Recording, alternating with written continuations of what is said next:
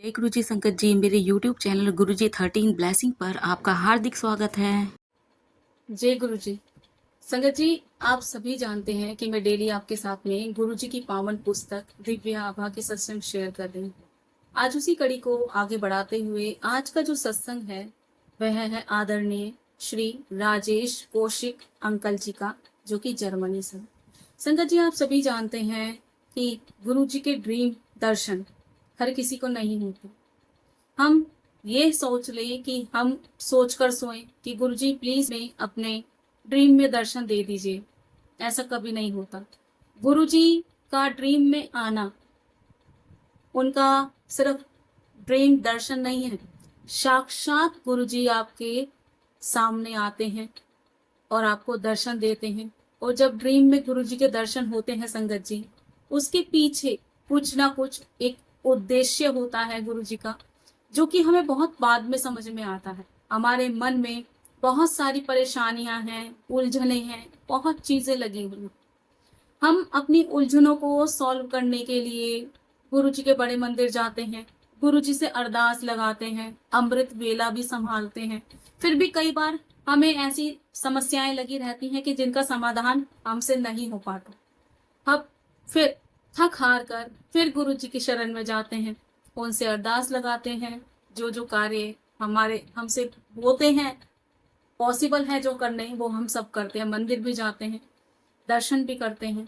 लेकिन फिर भी कई बार जब हमारे कार्य नहीं होते ना संगत जी, तो हमारे मन में बहुत अजीब विचार चलते हैं कि गुरु जी तो सुनते ही नहीं है, गुरु जी तो कुछ करते ही नहीं है, गुरु जी तो सुन ही नहीं रहे, पता नहीं गुरु जी स्वरूप में विद्यमान है या नहीं है। ऐसे हमारे मन में डाउट आने शुरू हो जाते हैं।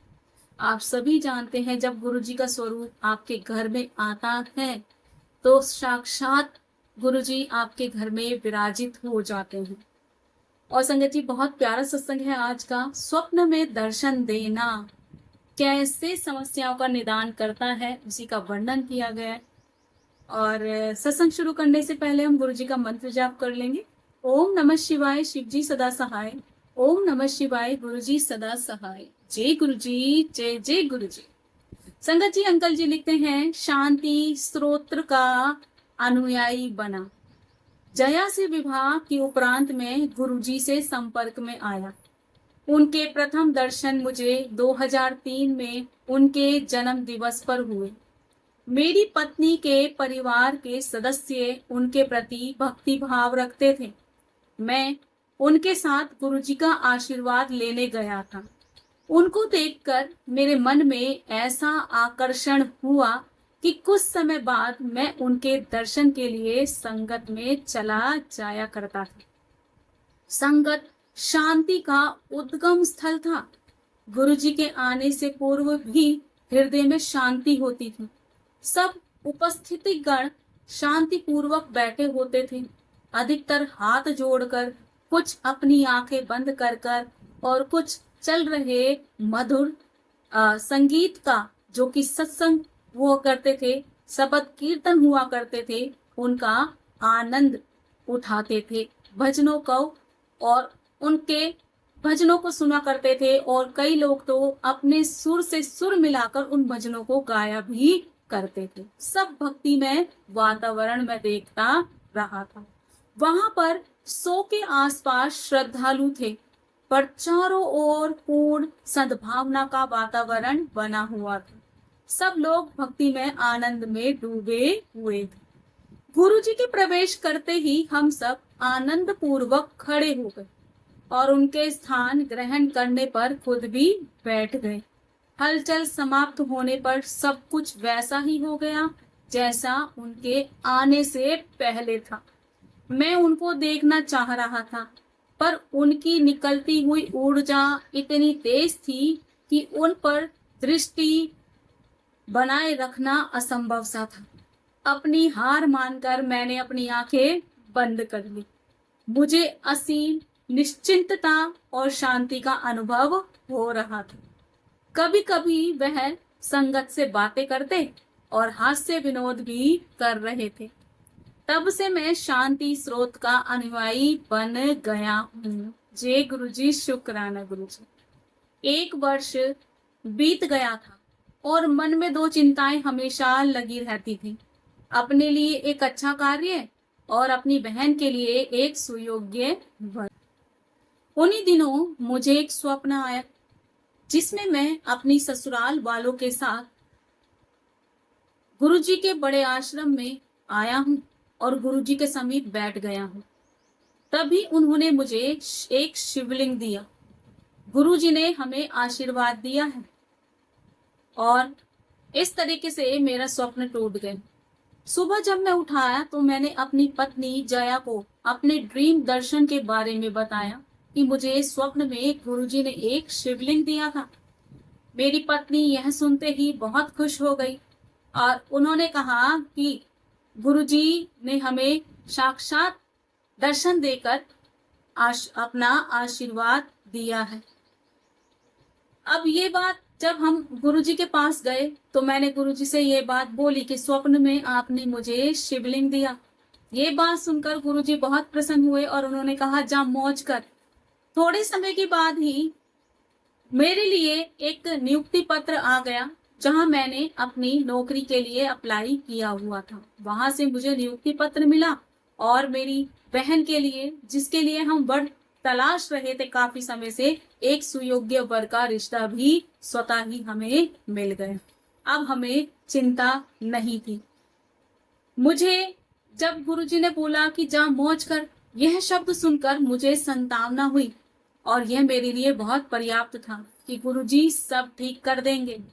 इस अवधि में मुझे पुत्र भी प्राप्त हो गया और कुछ समय पश्चात मेरी बहन का विवाह भी हो गया और अब वह बहुत शांतिपूर्वक अपने वैवाहिक जीवन का आनंद ले रही है और वैसे ही हमारा दाम्पत्य जीवन भी बहुत खुशी खुशी बीत रहा है। अब मैं भी अपने परिवार सहित आनंद पूर्वक जीवन व्यतीत कर रहा हूँ। मुझे जर्मनी में कार्य मिला है जिसके बारे में गुरुजी ने मेरी पत्नी को 2 साल पहले स्वप्न में बताया था और उस समय हमने विदेश जाने का कभी सोचा भी नहीं था। और आज गुरुजी के ड्रीम दर्शन जो दिए गए थे 2 साल पहले, उसके बाद उनको जर्मनी जाने का मौका मिला और आज वो वही नौकरी कर रहे हैं। जय गुरुजी, शुक्राना गुरुजी। संगत जी, बहुत ही प्यारा सत्संग। और जैसे मैंने आपको बताया कि गुरुजी के ड्रीम दर्शन होना हर किसी को नहीं होते। ड्रीम दर्शन का मतलब है साक्षात गुरुजी आपको दर्शन दे रहे हैं और कैसे ब्लेसिंग देते हैं वो आप सभी जानते हैं। यहाँ पर आंटी जी को 2 साल पहले स्वप्न दिखाया था कि उनके पति की जर्मनी में नौकरी लगी थी और 2 साल हम जैसे अगर व्यक्ति देखे जाए संगत जी, हम में पेशेंस नहीं है तो हम तो गुरुजी से तुरंत सवाल करेंगे, गुरुजी आपने ड्रीम दिखाया, हमें मतलब नहीं समझ में आ रहा। लेकिन 2 साल के बाद उनको उस ड्रीम का मतलब समझ में आया कि जब उनके पति की नौकरी जर्मनी में लगी और जब गुरुजी ने अंकल जी को स्वप्न में शिवलिंग दिया तो उसका मतलब था कि उनके जीवन में अच्छा होने वाला है। और उनकी बहन के रिश्ते के लिए वो परेशान थे, अपनी नौकरी के लिए परेशान थे।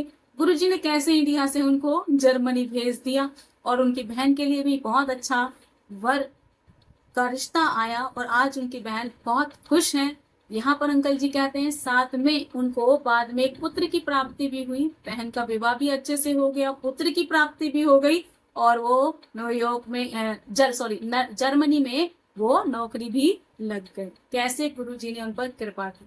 संगत जी, आपसे एक हम्बल रिक्वेस्ट है, जिस तरीके से आप गुरुजी की दिव्य आभा भी सुन रहे हैं शाम 5 बजे, सुबह मॉर्निंग में 10:30 बजे, जैसे सावन का शुभारंभ हो जाएगा 30 जुलाई से और गुरु पूर्णिमा है और उसके बाद पहला जो है मंडे जो है 3 जुलाई का है, लेकिन 30 तारीख को हमारा कह सकते हैं कि गुरु पूर्णिमा से हम सावन की शुभारंभ समझते हैं। तभी से आपको सुबह 10:30 बजे आपको डेली गुरु जी की पावन पुस्तक जो दिव्य ग्रंथ है हमारा श्री शिव महापुराण, उसके अध्याय में आपके साथ में साझा करूंगी। आपके साथ अध्याय का कह सकते हैं कि हम साथ में पढ़ेंगे। जिनके पास श्री शिव महापुराण है वो खुद भी पढ़े और जिनके पास नहीं है, जो पढ़ नहीं सकते, इतना समय नहीं है क्योंकि समय निकालना पड़ता है उन सब चीज़ों के लिए, और कई बार हम घर से जुड़े हुए लोग हैं संगत जी, कई बार समय नहीं मिल पाता, तो हम सुन जरूर सकते हैं, तो सुनने से भी हमें वही लाभ प्राप्त होता है। और जिस तरीके से आपने दिव्या आभा का के सत्संग सुने और मुझे प्रेम दिया, मैं आशा करती हूँ कि वैसे ही आप मुझे ऐसे ही प्रेम बनाए रखिएगा। और अगर संगत जी मुझसे सत्संग सुनाते समय या कुछ बोलते समय कुछ गलती हो जाए तो मुझे क्षमा कर दीजिएगा। और अगर आपको लगता है कि कुछ सुधार होना चाहिए तो आप अपने कमेंट्स में लिख सकते हैं, मुझे बुरा नहीं लगेगा। क्योंकि जब तक कहते हैं ना, विद्यार्थी जब परीक्षा दे रहा होता है और जब तक टीचर विद्यार्थी के पेपर को चेक नहीं करेगा, एग्जाम में बैठे हुए विद्यार्थी के पेपर को चेक नहीं किया जाएगा, उसका एवोल्यूशन नहीं होगा, मूल्यांकन नहीं किया जाएगा, तो विद्यार्थी को भी नहीं पता चलेगा ना कि वो क्या क्या गलती कर रहा है। तो सेम मेरे साथ भी हो सकता है। और अगर आपको लगता है कि हम गुरुजी से ऐसे ही जुड़े रहिए तो मेरे चैनल को सब्सक्राइब कर लीजिए, और शेयर करें ना करें वो आपकी मर्जी है। सब्सक्राइब करने का मतलब यही है कि जैसे नोटिफिकेशन आएगी नई वीडियो की तो आप तक पहुंच जाएगी। और मैं आशा करती हूँ जैसे आप अभी तक प्रेम देते आए आगे भी ऐसे देते रहेंगे। और फिलहाल के लिए अभी दिव्या आभा के सत्संग चल रहे हैं 5 बजे शाम को। जैसे ही दिव्या आभा का समापन होगा आपको शाम 5 बजे श्री शिव महापुराण भी सुनने को मिलेगी। सुबह तो आप सुनेंगे, बाद में जैसे बुक का समापन होगा तो आपको श्री शिव महापुराण शाम को 5 बजे भी सुनने को मिल जाएगी। वो आपको मैं बता दूंगी वीडियो में या ऑडियो में, जैसा भी रहेगा। और आज मैं अपनी वाणी को यही विराम दूंगी। जय गुरु जी, शुक्राना गुरु जी, जय जय गुरु जी।